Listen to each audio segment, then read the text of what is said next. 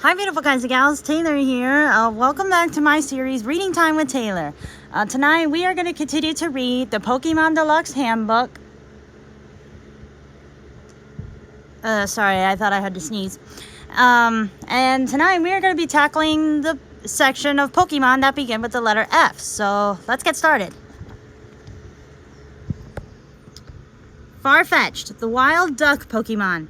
Farfetch'd always carries its trusty plant stalk. Sometimes two of them will fight over a superior stalk. Yeah, I can see that. Anyway. Fearow, the beak Pokemon.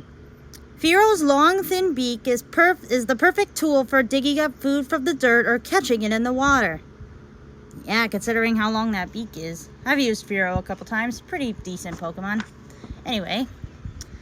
Feebas, the fish Pokemon. Feebas isn't much to look at, but its hardy nature and persistent survival instinct let it live in any aquatic environment. Impressive.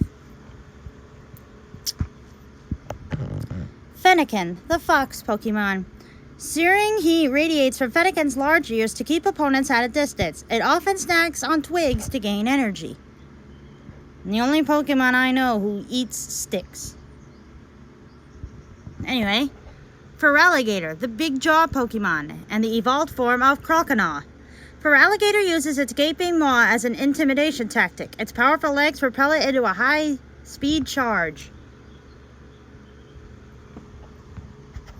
Ferroseed, the thorn-seed Pokemon. Ferroseed use their spikes to cling to cave ceilings and absorb iron. They can also shoot those spikes to cover their escape when enemies approach. I would always pronounce it as Ferroseed until I watched the anime, so yeah, it kind of made me feel dumb. Ferrothorn, the thorn pod Pokemon, and the evolved form of Ferroseed. Ferrothorn swings its spiked feelers to attack. It likes to hang from the ceiling of a cave and shower spikes on anyone passing below. Finneon, the wingfish Pokemon. If Finneon soaks up enough sunlight during the day, the patterns of its body give off light when night falls on the sea where it lives. Oh, look who decided to join. Hi, kitty. Hi, kitty. Just don't get in the way, please. Flaffy, the wool Pokemon. Parts of Flaffy's body are covered in wool that generates static electricity and builds up a charge. Its skin is resistant to electricity, so it doesn't shock itself by accident. Eee, that would be kind of terrifying. Flabebe, the single bloom Pokemon. Each Flabebe has a special connection with the flower it holds. They take care of their flower and use them as a source of energy. Flabebe was a really fun Pokemon to train in my X game playthrough. Flareon, the flame Pokemon, and an evolved form of Eevee. Flareon's body can become very hot, so it fluffs out its soft fur to release excess heat into its surroundings. Even so, it can reach more than 1600 degrees Fahrenheit. Yeah, that's pretty impressive. Anyway, you could get Flareon by evolving it with a Firestone, and I believe Flareon is one of the first evolutions of Eevee before, we started seeing more evolutions. Fletchling, the tiny rabbit Pokemon. Flocks of fletchlings sing beautifully to one another in beautiful voices to communicate. If an intruder threatens their territory, they will defend it fiercely. Yeah, even though they're so tiny, they are very tough. Fletchinder, the ember Pokemon, and the evolved form of Fletchling.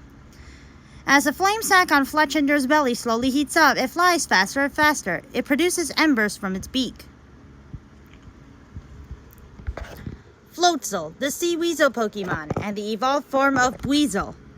The flotation sac that surrounds its entire body makes Floatzel very good at rescuing people in the water.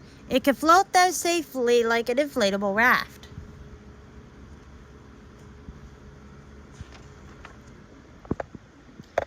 Floette, the single bloom Pokemon, and the evolved form of Flabebe. Floette keeps watch over flower beds and will rescue a flower if it starts to droop. It dances to celebrate the spring bloom.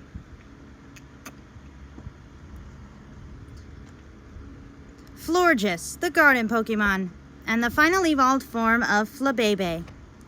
Long ago, Florges were a welcome sight on castle grounds where they would elaborate flower gardens. And in the anime, this was its Pokédex entry. Long ago, nobles would often ask Florges to create beautiful gardens for their castles. I'm sorry, it just reminded me of that. I know it wasn't in the book, but whatever.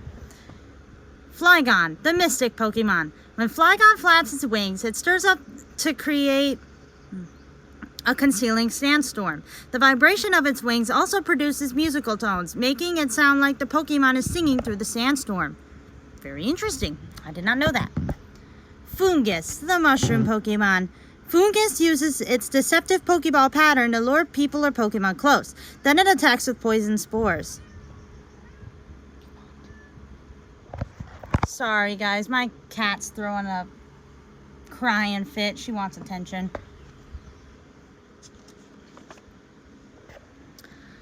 Forretress, the bagworm Pokemon.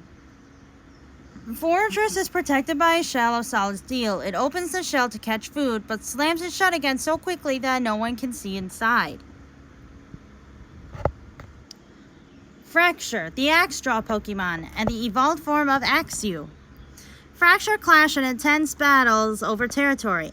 After a battle is over, they always remember to sharpen their tusks on smooth stones so they'll be ready for the next battle. Frillish, the floating Pokemon. When battling underwater, Frillish uses poison to stun its opponent, then wraps the foe in its veil-like arms and drag it down to the depths. Froakie, the bubble frog Pokemon. The foamy bubbles that cover Froakie's body protect its body... let me try that again. The foamy bubbles that cover Froakie's body protect its sensitive skin from damage. It's always alert to any changes in its environment. Sorry guys, I'm reading too fast. Kind of a habit of mine. Anyway. Frogadier, the bubble frog Pokemon, and the evolved form of Froakie.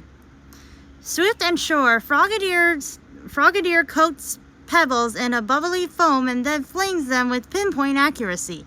It has spectacular jumping and climbing skills. Again, in the anime it said, Frogadier's speed is unmatched. It can climb a tower of over 10,000 feet tall in 1 minute, which I thought was pretty dang impressive. Anyway, Frostlass, the Snowland Pokemon. With its icy breath, Frostlass can freeze its opponent solid. Some believe the first Frostlass were created when a woman became lost in the snowy mountains. That's kind of sad, actually. Furfrou, the poodle Pokemon. An experienced groomer can trim Furfrou's fluffy coat into many different styles. Being groomed in this way makes the Pokemon both fancier and faster. Furret, the long body Pokemon. With its long thin body and impressive speed, Furret has an evasive edge in battle. It can often wriggle right out of an opponent's grasp. Now, it is a normal type Pokemon, but something I will never forgive the anime for was when Misty said that a ground type Pokemon is trouble for an electric type, which that part is true, but Furret's not a ground type, it's a normal type. Apparently brown means it's a ground type. Yeesh. That really pushed my buttons.